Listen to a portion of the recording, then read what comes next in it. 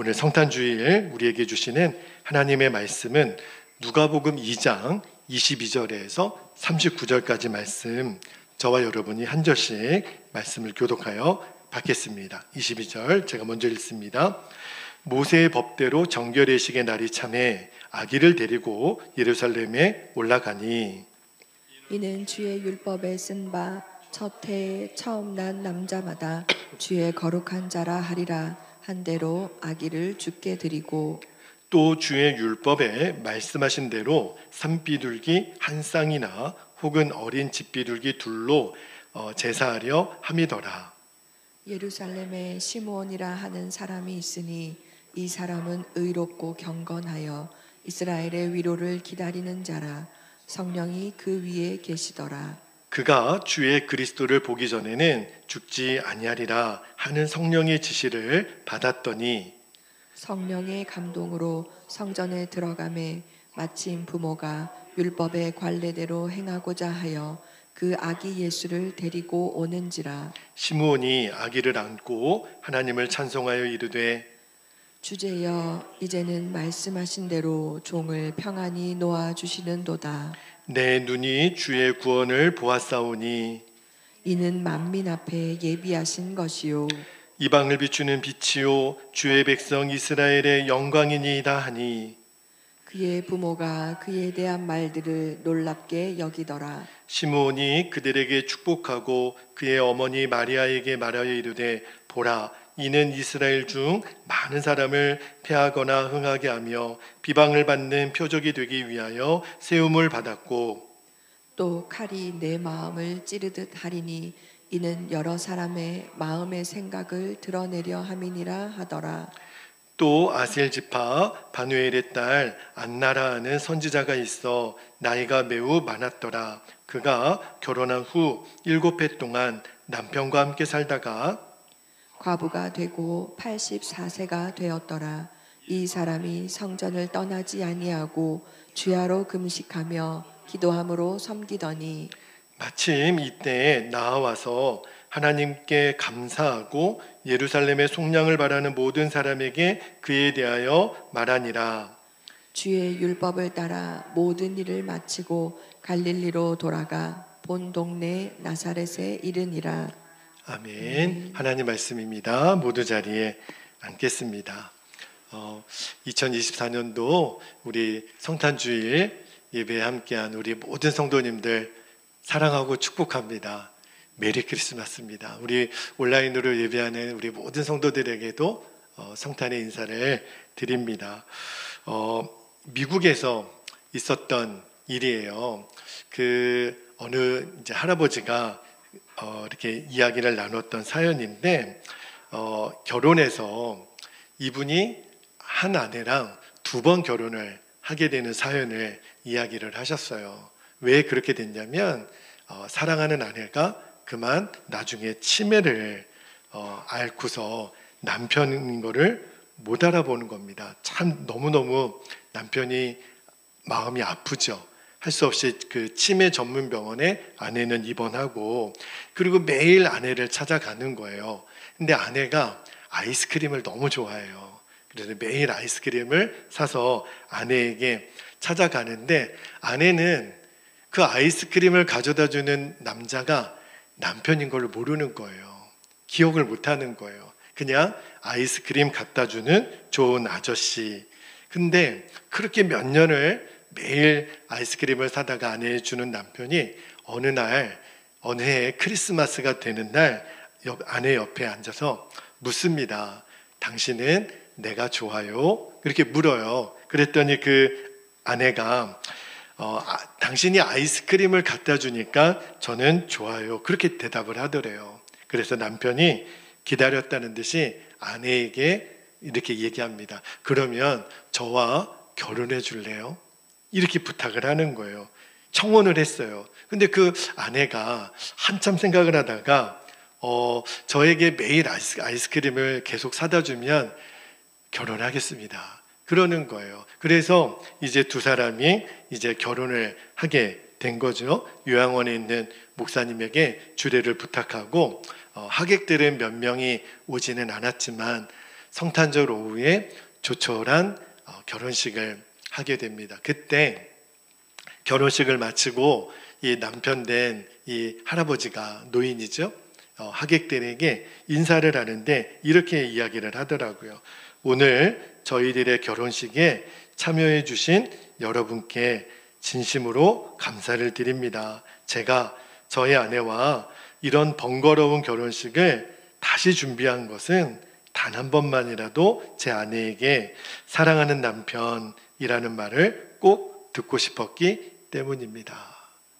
물론 아내가 치매를 앓기 전에는 사랑한다고 늘 이렇게 서로 고백을 했겠죠. 근데 치매에 걸린 다음에는 남편을 못 알아보니까 아내로부터 사랑하는 남편 한 번만이라도 더 듣고 싶어서 이렇게 결혼식을 준비했다고.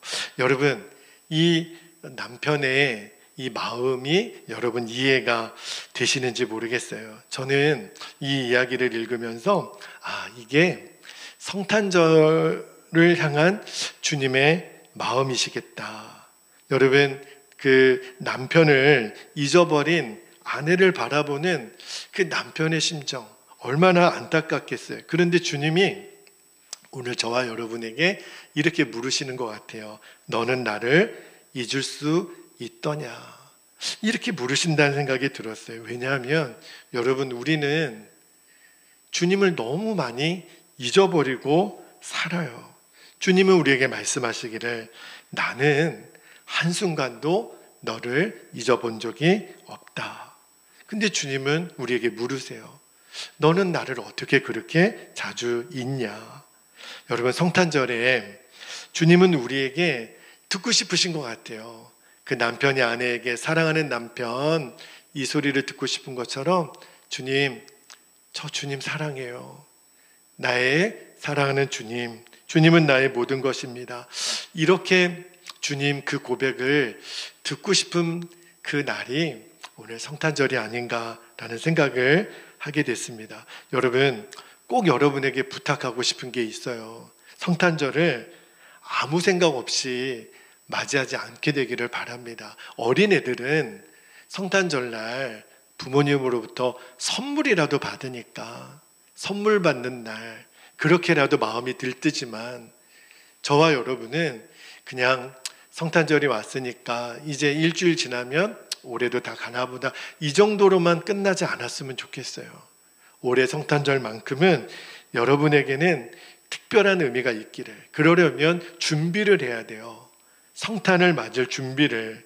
여러분, 여기 앞에 대강절을 밝히는 초가 있어요. 5개의 초가 있는데 예수님이 이 땅에 탄생하신 전 4주 동안 우리가 이렇게 초를 켜고 예수님을 맞이할 준비를 그동안 해왔잖아요. 그러니까 성탄절은 기다리는 기간이 있었다는 거예요. 다시 말하면 기다리는 사람만이 성탄절을 맞이하는 거예요. 여러분, 예수님이 오늘 본문에 보니까 이 땅에 탄생하셨을 때 예수님이 그리스도이시다라고 알아본 사람은 거의 없었어요. 예수님이 이 땅에 오셨지만, 근데 오늘 본문에 보면 두 사람이 예수님을 보고 예수님의 탄생을 보고 저분은 그리스도셔 알아봤던 두 사람이 있었어요. 누구냐면 시므온과 안나라고 하는 선지자예요. 근데 오늘 시므온을 어떻게 설명했냐면 이 시므온과 안나는 둘 다 기다리는 사람이었거든요. 25절을 다시 한번 볼게요. 시므온에 대해서 이렇게 설명합니다. 예루살렘에 시므온이라는 사람이 있으니 이 사람은 의롭고 경건하여 이스라엘의 위로를 뭐 했다고요? 기다리는 자라. 이스라엘의 위로는요, 메시아를 말하는 거예요. 메시아를 기다리는 자라. 성령이 그 위에 계시더라.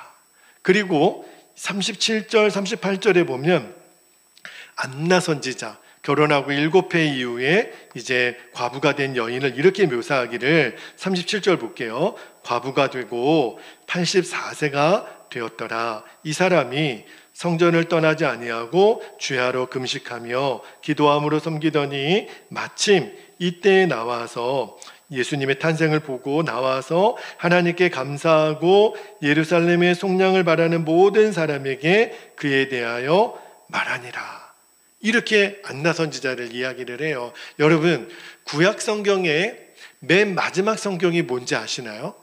말라기 성경이에요. 그리고 신약 성경의 첫 번째 성경이 뭐예요? 마태복음이죠. 구약의 맨 마지막 말라기 성경과 신약의 첫 번째 마태복음 사이에는 몇 년의 공백이 있냐면 400년의 공백이 있어요. 영적인 암흑기라고 이야기를 하거든요. 그때는 하나님의 예언이 없어서 성경이 기록되지 않는 기간. 근데 그때의 구약 성경의 예언의 핵심이 뭐냐면 그리스도가 이 땅에 오실 거다. 하나님이 약속하신 메시아가 이 땅에 오실 거다라고 하는 말씀을 이제 신약에서 성취가 되는데 이 400년 동안 계속 기다렸다는 거예요. 기다리는 시간이었다는 거예요. 그렇죠? 그러니까 예수님이 나실 때 하나님의 약속을 믿고 기다렸다. 그 오랜 시간을 기다렸다라는 것은 정말 대단한 믿음이고 갈망이거든요. 그런데 그렇게 기다렸던 이 시므온과 안나 선지자는 그렇게 내 마음에 예수님이 오시기를 기다렸기 때문에 비록 아기 예수님이지만 이분이 그리스도시구나 알아본 거예요. 그리고 그리스도를 만난 거예요. 여러분, 사실 예수님 태어날 당시에 모든 유대인들은요 메시아의 탄생을 기다리고 있었죠. 왜? 구약에 그렇게 예언을 했으니까. 그런데 오늘 성경은요 유독 시므온과 안나 선지자를 기다리는 사람이었다 이렇게 말하는 이유가 있어요. 다른 사람들과 이 두 사람의 기다림이 달랐던 거예요. 자, 25절 말씀을 다시 한번 읽어드릴게요. 25절 볼게요. 예루살렘에 시므온이라는 사람이 있으니 이 사람은 의롭고 경건하여 이스라엘의 위로를 기다리는 자라. 성령이 그 위에 계시더라. 그리고 37절 안나 선지자에 대하여 이렇게 얘기했어요. 한 번 더 볼게요. 성전을 떠나지 아니하고 주야로 금식하며 기도함으로 섬기더니. 성전에서 왜 이렇게 했죠? 예수님의 그리스도 오심을 기다렸던 거예요. 이 시므온과 안나는 예수님이 오심을 진짜 기다리는 사람이었구나. 하나님도 아셨고 사람들이 다 알았어요. 여러분, 우리가 성탄절의 은혜를 정말 제대로 누리려면 먼저 저와 여러분 안에 기다리는 마음이 분명해야 돼요. 여러분, 우리는 뭔가를 다 기다리고 살아요. 그죠? 여러분, 직장인들은 제일 기다리는 날이 언제예요? 월급 받는 날. 그죠? 기다리고 있는 거잖아요. 말일날 월급 받는 날을 위해서 열심히 일하면서 기다리죠. 사랑하는 두 남녀가 이렇게 데이트를 하려고 누가 먼저 왔든 기다리잖아요. 설레는 마음으로. 여러분, 음식을 해도 우리가 밥을 안 쳐도 이렇게 쌀을 씻어서 밥통에 쌀을 넣고 기다리잖아요. 우리는 일상의 모든 삶이 다 기다리는 시간으로 되어 있거든요. 근데 기다리는 자에게 똑같이 예수님을 정말 간절한 마음으로 기다리는 자에게 예수님의 성탄의 축복을 누리게 돼요. 자, 고린도후서 13장 5절을 한번 볼게요. 잘 보세요. 너희는 믿음 안에 있는가? 너희 자신을 시험하고 너희 자신을 확증하라. 예수 그리스도께서 어디에요? 너희 안에 계신 줄. 여러분, 이 표현을 꼭 기억하셔야 돼요. 너희 안에 계신 줄을 너희가 스스로 알지 못하느냐? 그렇지 않으면 너희는 버림받은 자니라. 말씀 한 구절만 더 볼게요. 골로새서 1장 27절에도 하나님이 그들로 하여금 이 비밀의 영광이 이방인 가운데 얼마나 풍성한지를 알게 하려 하심이라. 이 비밀은 너희 안에 계신 예수 그리스도가 어디에 계세요? 우리 안에. 너희 안에 계신 그리스도시니 곧 영광의 소망이니라.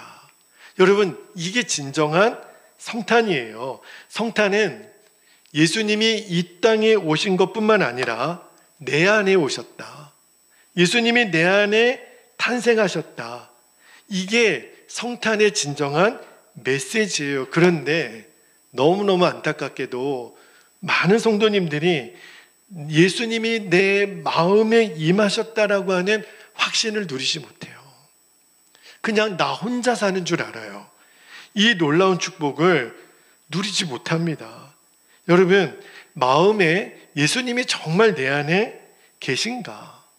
이 확신이 없는 분들에게 제가 묻고 싶은 게 하나 있어요. 그러면 확신은 둘째치고 여러분, 예수님이 내 마음에 임하시기를 원하기는 하십니까? 내가 잘 몰라도 좋아요. 자, 여러분 중에 목사님, 제가 솔직히 예수님이 내 마음에 계신 거를 잘 모르겠습니다. 모를 뿐이지 안 계신 게 아니에요. 그런데 한 가지 질문은, 정말 나는 예수님이 내 마음에 오시기를 기다리나? 나는 원하나? 여러분 어떠세요? 여러분은? 근데요, 안타깝게도 많은 성도들이 하루하루 그냥 세상 사람들과 똑같이 살아요. 성탄절이 오는 거를 달력 보고 알아요. 이런 사람은 기다림이 없는 사람이죠. 왜 그러냐면 예수님이 내 마음에 오시는 게 얼마나 놀라운 축복인지를 아직도 모르기 때문에 그래요. 여러분, 누가복음 16장에 보면 그 예수님께서 지옥에 간 어느 부자와 천국에 간 거지 나사로 이야기를 하신 적이 있죠. 여러분, 그 말씀의 영적인 의미가 뭘까요? 부자는 지옥 가고 거지는 천국 간다, 이런 걸까요? 아니에요.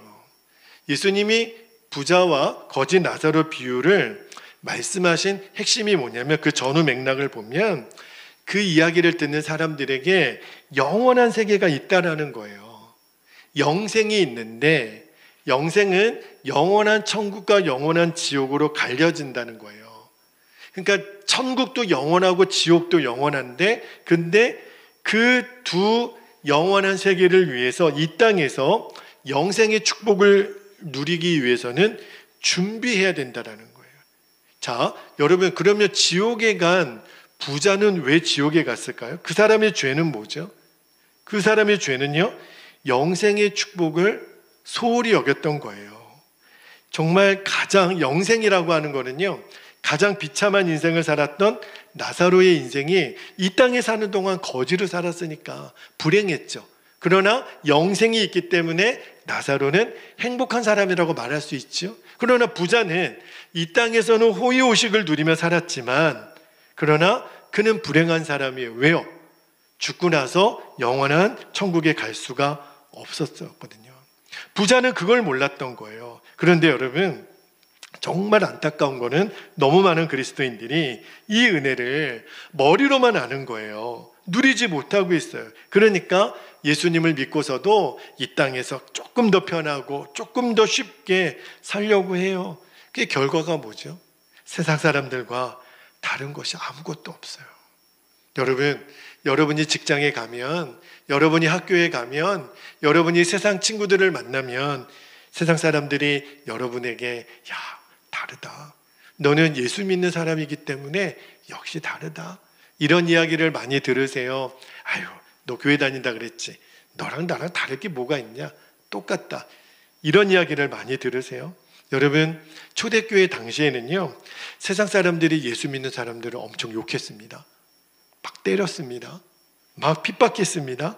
그런데 그런 핍박과 매맞음과 멸시를 받은 그리스도인들은 어떻게 했는지 아십니까? 그들을 용서하고 사랑했어요. 재산도 명예도 다 잃고 목숨도 아끼지 않은 그리스도인들, 세상 사람들은 이해가 안 되는 거야. 저 사람들은 뭐야? 우리는 욕했으면 지도 욕해야지. 우리가 때렸으면 지도 반항해야지. 근데 왜 맨날 용서한다 그러고 사랑한다 그러고, 이해가 안 됐죠. 근데 시간이 지날수록 세상 사람들이, 그런 그리스도인들이 두려워지기 시작했어요. 뭐지? 그들은 뭐지? 그들은 진짜 뭘 믿는 것 같아. 진짜처럼 사는 것 같아. 왜냐하면 진짜가 아니라면 그렇게 살 수가 없으니까. 그래서 그들에게, 예수 믿는 사람들에게 당신들은 어떻게 그렇게 살 수 있느냐고 소망의 이유를 묻지 않을 수가 없었던 거예요. 그래서 베드로 사도가, 자, 베드로전서 3장 15절을 볼게요. 베드로전서 3장 15절에 너희 마음에 그리스도를 주로 삼아 거룩하게 하고 너희 속에 있는, 보세요, 소망에 관한 이유를 묻는 자에게는 대답할 것을 항상 준비하되 온유와 두려움으로 하고, 그렇게 권면했던 거예요. 여러분, 오늘날 그리스도인들 한국 교회와 그리스도인들의 진짜 문제가 뭐죠? 세상 사람들이 우리에게 소망의 이유를 묻지 않아요. 여러분, 직장에서 가정에서 또 친구들이 여러분에게 이렇게 묻습니까? 나 어떻게 살아야 돼요? 소망의 이유를 저에게도 좀 알려주세요. 세상 사람들이 우리에게 그렇게 묻지 않아요. 우리가 그들에게 찾아가서 제가 믿는 예수님에 대해서 말씀을 해줄게요. 그래도 거부합니다. 예수 믿는 사람들에게 궁금한 게 없어요. 왜 그럴까요? 다른 게 없으니까. 그들이 말하고 생각하고 행동하는 걸 보면 뭐 우리랑 다를 게 뭐가 있어. 그러니까 우리에게 묻지를 않는 거예요. 만약에 세상 사람들이 이따금 우리에게 이렇게 묻는다고 봅시다. 우리에게 하나님 좀 보여주세요. 그러면 내가 믿을게요. 그러면 우리는 어떻게 얘기하는 줄 알아요? 아유, 큰일 날 소리 하네. 하나님 보면 죽어요. 어디서 또 들으신 거는 있으셔서 하나님 직접 보면 죽어요. 여러분, 이건 진짜 코미디예요. 세상 사람들이 하나님 보여주면 나도 믿을게요. 이 말이 그들도 알아요. 하나님은 직접 눈으로 볼 수 없다라는 거를. 그들이 보여달라는 게 뭐예요? 하나님이 아니라 당신이 하나님을 믿는 모습을 좀 보여달라는 거예요. 여러분, 우리가 하나님이 계시다고 말했고 우리는 하나님을 믿는다고 말했으니까 세상 사람들이 우리에게 묻는 게 뭐예요? 그러면 당신이 하나님을 어떻게 믿는지 나에게 보여주세요. 여러분, 이제는요, 우리 자신에 대한 이런 안타까움이 있어야 돼요. 여러분에게 도전합니다. 여러분, 어쩌다가 우리가 예수님을 믿어서 이렇게 매주일 교회에 나와서 예배하는 사람이 되었을까? 세상 사람들은 이해가 안 돼요. 그리고 어떤 때는 내 자신도 이해가 안 될 때가 있어요. 여러분, 혹시 이런 고민 해보신 적 있나요? 이것이 정말 예수 믿는 삶일까? 이것이 전부일까? 문득문득 내가 이렇게 살다가 죽어도 되는 걸까? 그렇지 않잖아. 성경에서 읽고 본 것은 그렇지 않잖아. 주님, 제가 진짜 예수 믿는 은혜를 저에게 주십시오. 여러분에게 이런 갈망이 있기를 축복합니다. 여러분, 내가 진짜 예수 믿는 은혜를 주시지 않으면 죽겠다라고 하는 이런 결단이 있어야 돼요. 아직 많은 그리스도인들이 예수님의 성탄의 축복을 누리지 못하는 이유가 있어요. 그게 뭐냐면 예수님이 이 땅에 오신 거는 알아요. 기쁘다 구주 오셨네 찬송은 해요. 그런데 내 마음에 탄생하지 않으신 거예요. 왜요? 아직 마음의 준비가 안 돼 있는 거예요. 여러분, 진정한 성탄은요, 내 마음에 탄생한 예수님, 그 기쁨을 알아야 돼요. 저는요, 아버지가 이미 돌아가셨는데 제가 6남매 중에 막내로 태어났거든요.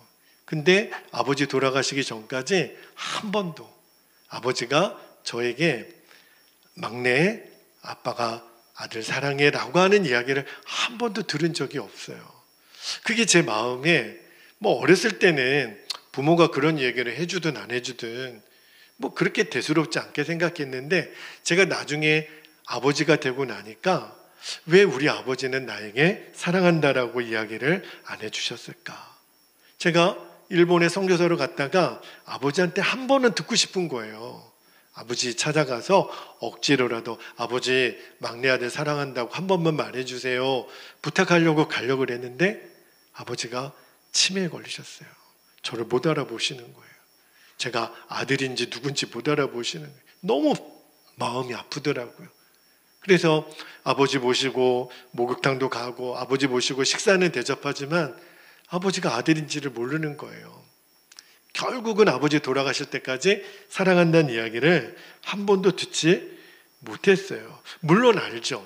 아버지가 저를 표현은 안 했어도, 말로 표현은 안 했어도 막내 아들 사랑한다라는 거 알죠. 왜냐하면 눈빛이 그렇게 얘기하니까. 그죠? 근데 제가 그러면서 깨닫게 된 게 있었어요. 여러분, 사랑은요, 반드시 표현되어야 합니다.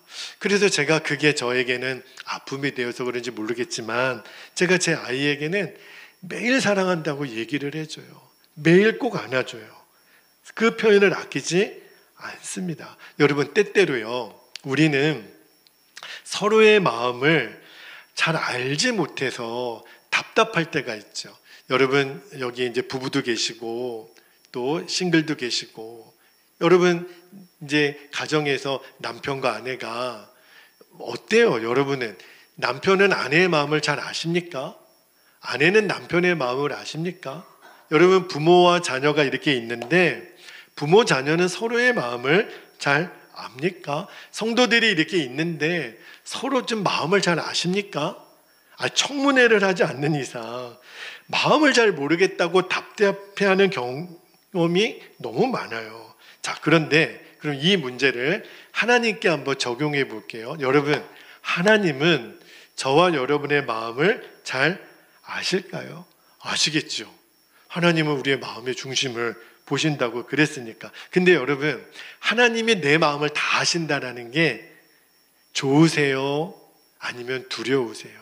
어떤 사람은 하나님이 내 마음을 다 아신다는 게 불편한 사람이 있어요. 사람끼리는요, 이렇게 얘기하죠. 마음은 그렇지 않은데 표현이 미숙해서 그랬습니다. 핑계 댈 수 있지만 하나님께는 핑계를 못 대요. 왜요? 하나님은 내 마음을 다 아시니까. 여러분, 하나님이 내 마음을 아신다라는 게 부담이 되거나 또는 두려움이 되어서는 안 돼요. 그게 진짜 기쁨이 되어야 되잖아요. 자, 오늘 말씀에 35절에 보니까 이런 말씀이 있어요. 시므온에 대한 이야기를 하면서 또 칼이 내 마음을 찌르듯 하리니 이는 여러 사람의 마음의 생각을 드러내려 함이니라. 그러니까 우리 안에 오신 예수님이 우리의 마음과 생각을 드러내신다는 거예요. 감출 수가 없다라는 거예요. 왜 그렇죠? 예수님은 저와 여러분의 마음이 오셨기 때문에 그래요. 여러분, 우리 안에 예수님이 어디에 계세요? 우리 마음 안에 계신 거예요. 그런데 문제는 예수님은 그렇게 내 모든 것을 다 아시는데 나는 예수님을 너무 몰라요. 왜 그럴까요? 예수님에 대해서 생각을 안 하는 거예요. 다시 말하면 내 마음, 내 생각에 예수님이 왕이 아니신 거예요. 여러분, 성탄절이 되면 굉장히 유명한 성극이 하나 있습니다. 성탄절이 되면 여기 뭐 예술의 전당이나 좀 대형 교회나 꼭 이렇게 공연하는 성극 중에 빈방 있습니까? 라고 하는 성극 제목이 있어요. 근데 이 연극에 유래가 있었는데 1980년 성탄절 무렵에 예전에 이제 가이드 포스트라고 하는 선교 잡지가 있었는데 거기에 실린 윌리의 성탄절이라고 하는 그 짤막한 칼럼에서 유래가 된 거예요. 이 빈방이 있습니까? 이 연극이 그 윌리의 성탄절이라고 하는 그 가이드의 포스트에 실렸던 칼럼이 뭐였냐면 이런 거예요. 그 성탄절이 되면 저도 이제 교회학교 출신이니까 옛날에는 문학의 밤이나 성탄절 때 꼭 연극을 했어요. 저도 막 예수님 역할도 하고 빌라도 역할도 하고 막 그랬던 기억이 나거든요. 근데 어느 해 이제 성탄절 그 성극을 하는데 교회학교 선생님이 그 교회학교 아이들 중에 윌리라고 하는 약간 좀 전능 아이가 있었어요. 그러니까 정상적인 사고를 못하는. 그런데 다른 아이들에게는 다 너는 마리아하고 요셉하고 뭐 동방박사하고 그러는데 윌리는 역할이 없는 거예요. 그래서 선생님이 이 윌리에게 어떤 역할을 하면 좋을까 하다가 그 여관집 주인 역할을 맡긴 거예요. 대사는 하나, 빈방 없어요, 다른 데로 가세요. 이거 어렵지 않잖아요. 윌리에게 계속 연습했어요. 윌리야, 마리아가 요셉이 이렇게 오면 빈방 없어요, 다른 데로 가세요. 너 그거 할 수 있지? 그거를 선생님이 계속 연습해 줬어요. 근데 아이들은 윌리는 빼자 그랬거든요. 근데 선생님이 아니라고, 윌리도 빈방 없어요, 다른 데로 가세요. 이거는 할 수 있지 않겠나. 그래가지고 아이에게 그 역할을 맡긴 거예요. 분장도 시켜주고. 자, 근데 연극이 재미나게 흘러가고 있습니다. 그리고 요셉과 마리아가 강보에 쌓인 아기를 이제 안고 이제 그 낳기 위하여 이제 빈방을 찾는데 이제 윌리가 여관집 주인이잖아요. 근데 요셉과 마리아가 와서 묻는 거예요. 빈방 있습니까? 그런데 윌리가 원래대로 하면 빈방 없어요, 다른 데로 가세요, 이래야 되잖아요. 그런데 윌리가 갑자기 요셉하고 마리아를 보더니 애가 우는 거예요. 그러니까 다들 지금 막 이게 빨리 지나가야 되는데 빈방 없어요, 그래야 이제 그 다음 장면으로 넘어가는데 이 윌리가 갑자기 울면서 소리를 칩니다. 마리아, 요셉 가지 마세요. 다시 마리아 데리고 오세요. 그리고 우리 집에 가요. 진짜 자기 집. 우리 집에 빈방 많아요. 이 연극이 완전히 망쳤어요. 막 사람들이 막 웅성웅성거리고, 아니 빈방 없다고 얘기해야 되는데 우리 집에 빈방 있다고. 그러니까 얼마나 지금 막 난감해요. 근데 이제 막 분위기가 너무 막 썰렁한 가운데 그 장면을 보고 어떤 교인이 일어나서 박수를 칩니다. 그러니까 옆에 있는 교인들도 일어나서 나중에는 다 일어나서 박수를 쳤다는 거예요. 여러분에겐 빈방이 있습니까? 라고 하는 그 마음인 거죠. 여러분, 저와 여러분의 마음 이야기를 한번 해볼게요. 우리 마음은 비어 있을까요? 저는 처음에 우리 마음이 비어 있을 거라는 생각을 했는데 아니에요. 우리의 마음이 빈 마음이 아닙니다. 저와 여러분의 마음은요, 무언가 정리하지 않으면 안 될 만큼 꽉 차 있어요. 왜 우리가 주님 생각을 못하는지 이유를 아셔야 돼요. 주님 말고 지금 저와 여러분 마음 안에 뭔가 다른 생각으로 꽉 차 있으니까 주님 생각이 안 나는 거예요. 여러분, 우리가 새 집에 이사를 갈 때 우리가 그 집에 가면 우리 이삿짐을 가지고 가기 전에는 그 집이 어떤 상태로 있어야 돼요? 빈집이어야죠. 이삿짐 싸고 왔는데 아니 전에 살던 사람이 짐을 다 놓고 갔네? 그러면 이사가 제대로 돼야 안 돼요? 안 되죠. 빈집이어야 내가 우리 집이 원래 있던 짐을 푸는 거 아니에요. 그러면 막 잡동사니가 있으면 다 없애야 되잖아요. 다 드러내야 되잖아요. 필요 없는 거, 없애야 할 것들. 그래야 우리 집 살림을 놓을 공간이 생기는 거잖아요. 똑같아요, 여러분. 우리도 우리 마음의 집에 정말 예수님이 내 마음의 집에 오셔서 살 수 있는 준비가 안 돼 있는 거예요. 다시 말하면 온갖 생각이 내 마음에 꽉 차 있으니까. 여러분, 우리가 예수님을 내 마음에 진짜 영접하려면 이 작업이 필요해요. 자, 성탄절은 어떻게 우리가 기다리라고 하는 걸까? 그죠? 여러분, 늘 내 생각에 마음에 두었던 것을 정리하는 겁니다. 왜요? 왕이신 예수님이 오시니까. 우리 성도들이 1년에 꼭 한번 대청소하시는 날이 있어요. 언제 여러분 대청소하시죠? 목사님 신방 오시는 날. 그죠? 그날은 대청소하셔야 돼요. 왜냐하면 갑자기 목사님 화장실 들어가면 어떻게 해요? 갑자기 안방 좀 봐도 될까요? 들어오면 어떻게 해요? 그러니까 목사님만 오신다 그래도 집에 완전히 환경이 달라져요. 그런데 성탄절은 어떤 날이에요? 예수님이 내 마음에 오시는 날. 예수님이 오시는데 목사님만 오셔도 이렇게 지저분하게 둘 수 없는데 예수님이 내 마음에 오신다는데, 다시 말하면 생각을 정리하는 거예요. 품어서는 안 되는 생각. 그죠? 예수님 생각으로 바꾸는 거예요. 예수님 생각이 먼저 나는 거예요. 아침에 일어나서 제일 먼저 떠오르는 분이 예수님. 밤에 잘 때도 내가 예수님 생각하면서 자는 거예요. 내가 무엇을 하든지 어디를 가든지 누구를 만나든지 예수님 생각을 하는 것, 예수님 바라보는 것, 이게 성탄을 준비하는 마음이에요. 여러분, 세상에서 가장 소중한 것이 우리 마음이거든요. 잠언 4장 23절 말씀을 볼게요. 잠언 4장 23절에 모든 지킬 만한 것 중에 더욱 뭘 지키라고요? 내 마음을 지키라. 왜요? 생명의 근원이 이에서 남이니라. 그리고 요한일서 3장 21절에 보면 사도 요한이 이렇게 얘기합니다. 사랑하는 자들아, 만일 우리 마음이 우리를 책망할 것이 없으면 하나님 앞에서 담대함을 얻고. 여러분, 마음에 책망할 것이 없다라고 하는 것은 예수님이 언제 오셔도 아무런 문제가 안 되는 거예요. 여러분, 내가 진짜 있어서는 안 될 자리에 해서는 안 될 일을 하고 있는 그 순간에 예수님 오시면 어떡해요? 끔찍한 거잖아요.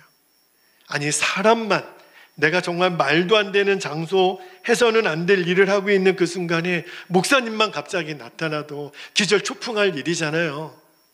그런데 예수님이 그 순간에 오셨을 때 아무런 책망받을 것이 없는, 다시 말하면 언제든지 예수님 오세요, 이 마음의 준비가 된 사람은 하나님 앞에서 담대함을 얻고 아무런 문제가 되지가 않는 거니까.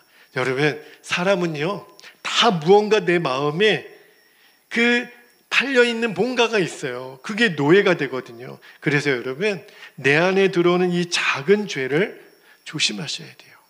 아무거나 듣고 아무거나 보고 아무거나 먹어서는 안 돼요. 여러분, 암세포가요 작은 거는 1mm도 안 된대요. 물론 몇 cm짜리 종양도 있지만, 그러나 아무리 작아도 암세포는 암이잖아요. 여러분, 내 안에 1mm 암세포가 있는 것이 대수롭지 않습니까? 그럴 수가 없는 거예요. 작게 여기면 큰일 납니다. 그래서 제가 여러분에게 부탁을 또 드릴게요. 유튜브 비롯해서 여러분이 지금 자주 보는 미디어를 정말 설교나 영적인 것이 아니면 차단할 수 있게 되기를 축복합니다. 사람이 뇌가 달라진대요. 내가 계속 그걸 집중해서 보는 것, 그것으로 인하여 내 생각이 완전히 뇌의 구조가 달라진다 그러잖아요. 전혀 여러분에게 도움이 되지 않기 때문에 그래요.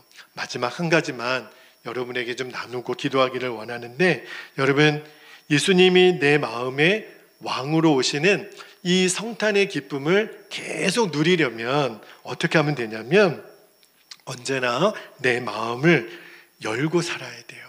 적어도 나와 가장 가까이 있는 사람이 있죠. 남편이든 아내든 부모든 자녀든 우리의 교우끼리 숨기는 게 없어야 돼요. 여러분, 부부끼리 숨기는 거 없으시죠? 근데 왜 이 훈련이 필요하냐면, 언제나 내 마음을 열고 살 것을 결단해야 돼요. 그래야 예수님이 내 마음에 왕으로 오시고 내 마음과 생각을 지킬 수가 있습니다. 그래서 저는요, 매일 밤마다 하루를 마치면 꼭 일기를 씁니다. 예수 동행 일기라 그래서 혼자 쓰지는 않아요. 저는 한 40여 명 정도 되는 목사님들과 일기를 매일 같이 씁니다. 그러니까 제 일기를 다른 목사님들이 읽으시고 다른 목사님들의 일기를 저도 읽어요. 그런데 제가 왜 일기를 쓰냐면 그냥 똑같아요. 오늘 내가 무슨 일이 있었는데 그때 내 마음은 이랬고 그때 내가 예수님을 또 바라보지 못했습니다. 근데 그렇게 일기를 이제 쓰잖아요. 그러면 제가 어떤 느낌이 드냐면, 뭔가 지금 제 위에 여기 서치라이트가 있거든요. 여러분은 잘 느껴지지 않겠지만 이게 굉장히 눈부신 서치라이트가 저를 지금 비추고 있거든요. 그래서 제가 영상으로 보면 여기가 좀 번쩍번쩍하기도 해요. 근데 여러분, 제 마음에 빛이 확 들어오는 게 느껴져요. 이게 일기를 쓰다 보면. 그러니까 마귀가 어디에 사는 줄 아십니까? 마귀는 내 안에 어디에 살까요? 콩팥에 살까요? 심장에 살까요? 간에 붙어 살까요? 마귀는 내 안에 어둠의 집에 살아요. 그런데 그 어둠의 집이 빛이 확 비치고 나니까, 내 마음의 문을 여니까 어떤 저에게 유익함이 있었냐면, 내가 진짜 이 일기는 목사님들에게 공개를 못할 것 같아요. 왜냐하면 야, 내가 이것밖에 안 되나, 내가 이것밖에 진짜 이런 쓰레기 같은 생각, 쓰레기 같은 행동을 내가 오늘 했다라고 하는 것 때문에 너무너무 부끄럽더라고요. 그런데 제가 그 내용을 일기를 씁니다. 오늘도 보지 못할 것을 보았고 하지 말아야 될 말을 했습니다. 그러나 저는 이것을 숨기고 싶지 않아서 주님 앞에 드러냅니다. 그러니까 빛이 확 임하는 게 느껴져요.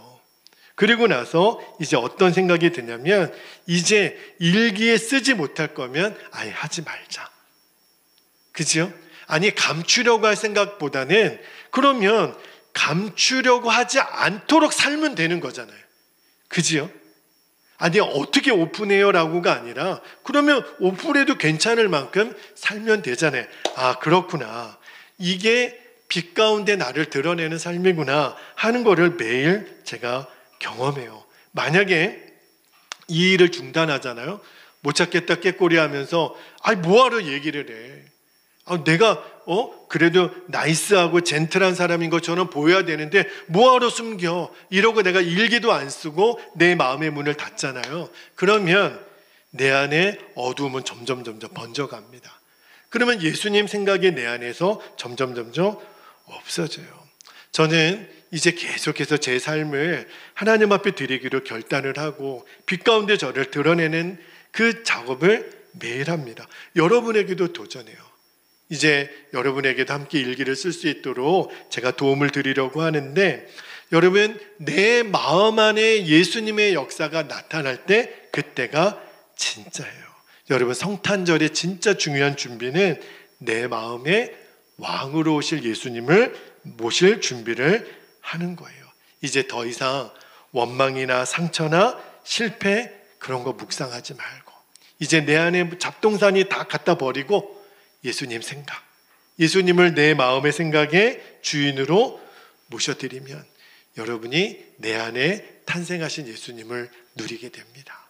오늘 이 기쁨이 여러분에게 충만하기를 성탄절에 진정 내 마음에 왕이 임하신 은혜를 다 누리시기를 축복합니다. 이제 우리 함께 주신 말씀 붙잡고 기도합시다. 두 가지 기도 제목을 여러분께 나누고 기도할게요. 첫 번째는 시몬과 안나와 같이 내 마음의 왕으로 오실 예수님을 기다리는 거예요. 갈망하는 거예요. 그 간절함을 주시도록 그 기다리는 자에게 예수님이 임하십니다. 두 번째는 내 마음에 탄생하신 예수님을 늘 생각하는 거예요. 그리고 내 마음의 문을 여는 겁니다. 그리고 그 마음의 문을 열고 살 것을 결단하게 하옵소서. 우리 두 가지 제목을 붙잡고 이 시간에 주의 이름을 부르신 후에 통성으로 기도하겠습니다. 주여